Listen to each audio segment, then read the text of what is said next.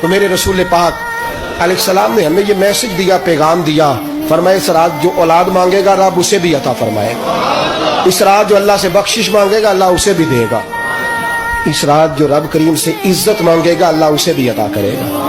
شارحین نے لکھا اس رات جو رب سے پردہ پوشی مانگے گا اللہ اسے پردہ پوشی بھی عطا کرے گا، جو جنت کا سوالی ہوگا رب اپنے فضل سے عطا فرمائے گا۔ کوشش فرمائے، کوشش فرمائے۔ 10 محرم کو ہمارے ہاں لوگ جاتے ہیں قبرستان، وہ کسی حدیث سے ثابت نہیں، میں منع نہیں کر رہا، جائیں 9 محرم کو جائیں، 10 کو جائیں، 11 کو جائیں، 8 کو جائیں، سفر میں جائیں، ربیع الاول میں جائیں، قبرستان میں جب بھی جائیں منع نہیں ہے، لیکن شب برات والی رات تو خود رسول کریم گئے ہیں نا قبرستان۔ اب جو بات میں نے سمجھانی ہے اس کو سمجھیں، نبی پاک کی والدہ کا مزار نہیں ہے وہاں جنت البقیع میں، حضور کے کو بھائی بہن، حضور کیا کرنے گئے؟ امت کی بخشش کے لیے گئے۔ شب برات